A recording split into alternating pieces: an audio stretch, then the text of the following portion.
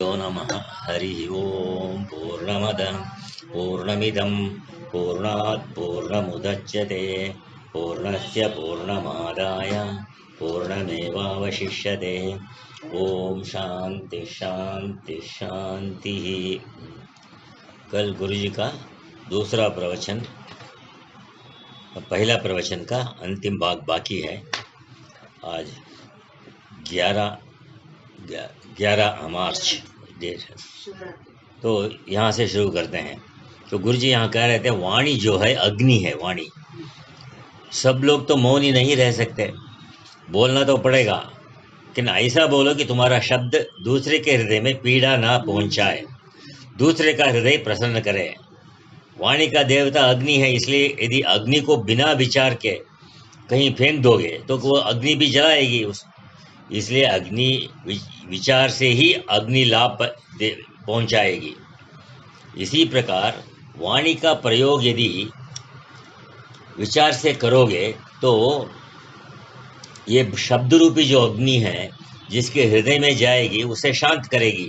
यदि बिना विचार से बोलोगे वो अग्नि, वो तो चमड़ी को जलाती है अग्नि, पर शब्द रूपी अग्नि मन को जला देती है।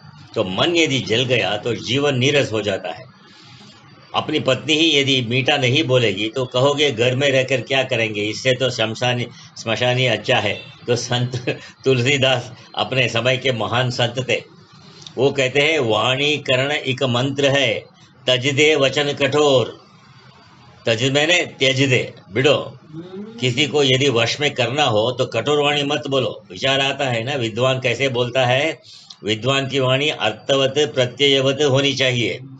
बोलने का अर्थ फ्लैटरिंग नहीं करना है, दूसरे का फ्लैटरिंग माने उसको प्रशंसा करते रहना, वो नहीं। उसके हृदय को जागाना है, वो उसका तुम्हारा जो वाणी है उसके हृदय को जगाना है। केवल खुशी नहीं करना। जो हृदय अनादिकाल से माया में सुप्त पड़ा है, सोया हुआ है, उसे जागृत कराना है। वाणी से ज्ञान प्राप्त हो, जिससे कोई बोध हो, वस्तु सही ज्ञान हो। तो विवेकशील प्राणी ही विद्वान है। शास्त्र नहीं पढ़ा या थोड़ा पढ़ा है, पर यदि विवेक है तो वो विद्वान है। इसलिए ऐसा बोलो जो दूसरे के हृदय में अर्थ का बोध दे, प्रकाश दे, अर्थवत प्रत्ययवत। तो दूसरा कहा दमः, बाह्य इंद्रिय निग्रह, बाह्य इंद्रियों का निग्रह करो।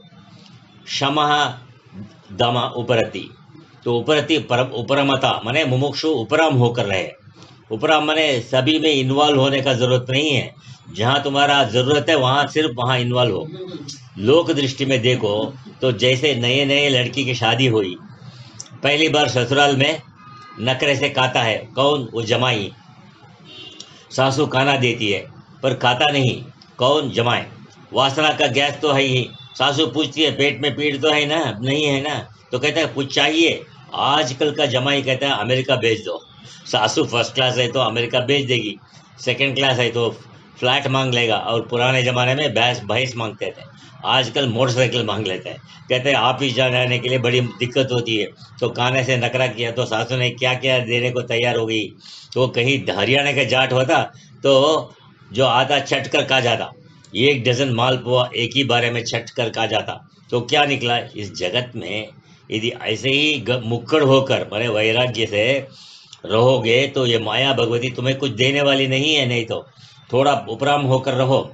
जैसे 70 वर्ष में वही जमाई जो नया नया शादी हुआ, ऊपर कह रहे थे ना, वही जमाई दादा बनकर ससुराल आता है तो तृप्त होकर जाता है, उपराम होकर जाता है। ऐसे ही मुमुक्षु तृप्त होकर बैठे।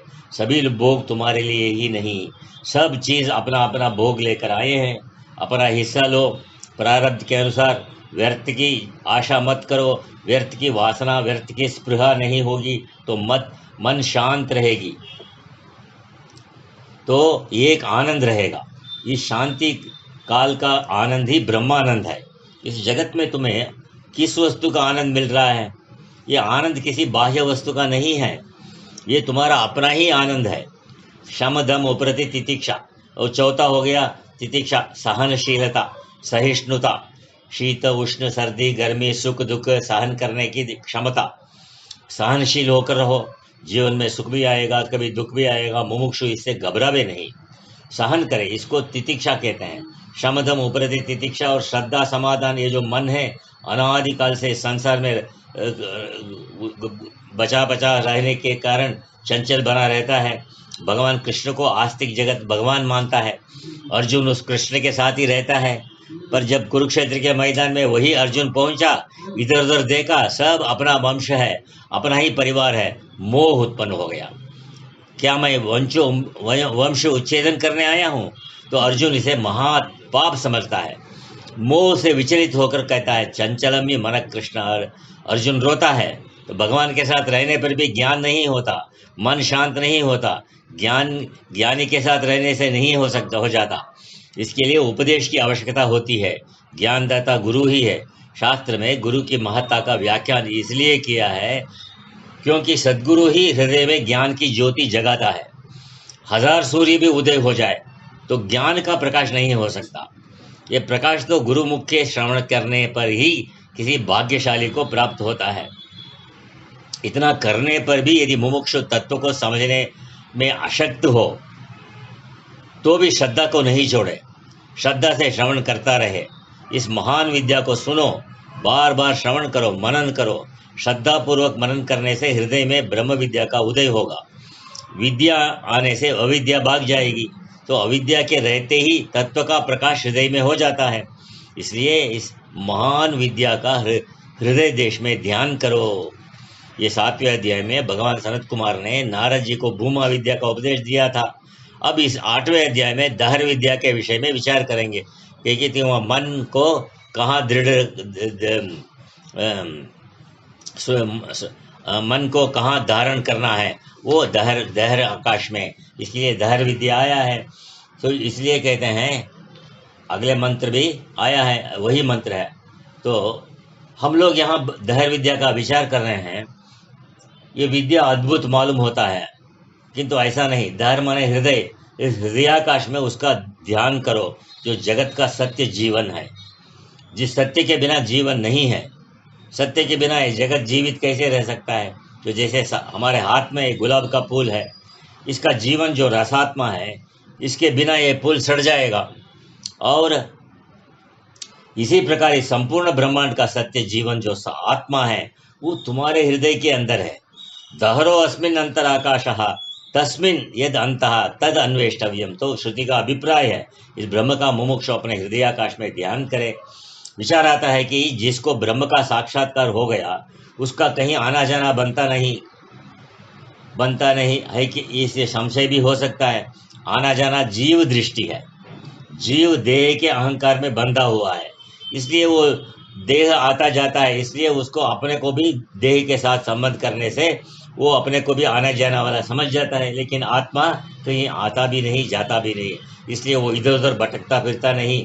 इसलिए आजकल विज्ञान बड़े बड़े यान बने, बड़े बड़े ट्रांसपोर्ट एयरक्राफ्ट्स, बड़े बड़े रॉकेट आकाश में छोड़ता है। उस यान के अंदर जो बुद्धिमान वैज्ञानिक बैठा है रॉकेट के अंदर, वो उधर ही जाएगा, वो जिधर वो रॉकेट जाएगा। इसी तरह इस शरीर को ही रॉकेट समझो। सबसे बड़ा रॉकेट तुम्हारा शरीर है। इसके अंदर जो वैज्ञानिक है वो जीव है। तो माया के आकाश में उड़ते उड़ते ये शरीर भी उस रॉकेट की तरह खत्म हो जाता है। किंतु जो वैज्ञानिक है बैठा है जीव अंदर, वो फिर दूसरी जगह जाता है, दूसरे रॉकेट में, कर्म के अनुसार दूसरा शरीर धारण करता है। क्योंकि उसका आना जाना ही उसका धर्म हो गया, शरीर का धर्म ही उसका धर्म हो गया। जैसा कर्म, जैसा ज्ञान होगा, उसी के अनुसार दूसरी माँ के पेट में जन्म लेगा। आचार्य कहते हैं कि जो उस आत्म तत्व को जान जाते हैं, माने अपने स्वरूप को जान जाते हैं, उनकी गति आगे नहीं होगी। गति तभी तक है जब तक अविद्या अंदर बैठी है। इसे अपने अनुभव में समझो। अहम तो करते हैं सुबह उठ से सोने तक, किंतु जरा अपने से पूछो ये अहम कौन है? कहते हैं नहीं जानते। ये जो नहीं जानना है ना, यही अविद्या है, इग्नोरेंस। जब तक अविद्या है तब तक कितना बड़ा सेठ भी हो, कितना बड़ा अमीर आदमी भी हो, जमींदार भी हो, उसका जन्म मरण तो चलता ही रहेगा। जब शास्त्र से, गुरु से अयम आत्मा ब्रह्म ये बोध, एक ज्ञान मिला, तो अविद्या निवृत्त हो जाएगी। जब ये अविद्या हट गई तो ये माया जब निवृत्त हो गई तब ये पांच भौतिक प्रपंच इस रूप में नहीं दिखेगा जो पहले दिखता था। ये पांच भौतिक सृष्टि तभी तक है जब तक पांच भूतों की स्थिति है तुम्हारे मन की। प्रकृति में देखो, ये जो नाना प्रकार के पेड़ पौधे हैं, जब तक पृथ्वी हरी भरी है, माने रसात्मा से भरा हुआ है पृथ्वी, तब तक इनका महत्व है, अस्तित्व है। जब पृथ्वी सूख गई, माने पृथ्वी का पानी निकल गया, तो उसको हम क्या कहते हैं? डेजर्ट कहते हैं। तब कुछ नहीं रहेगा।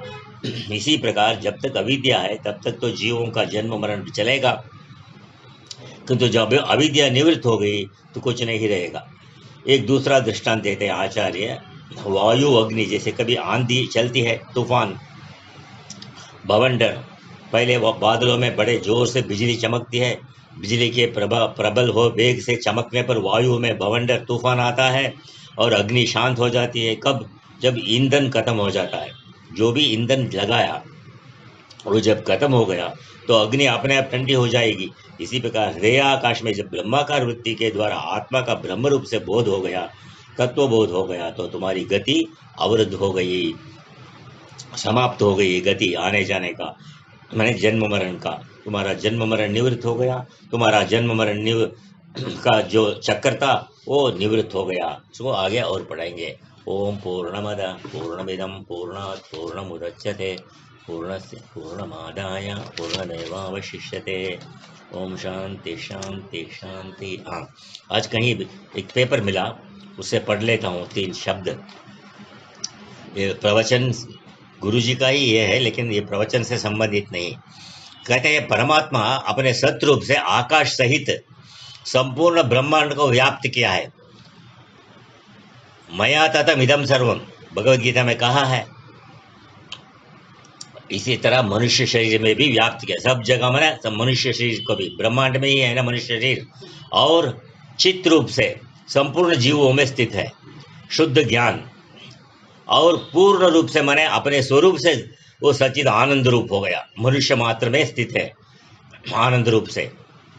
इसलिए कहते हैं उपनिषद में, ये न इदम पूर्णम पुरुषेण, ये सर्वम पुरुषेण पूर्णम, तो परमात्मा पूर्ण रूप से तुम्हारे में स्थित है।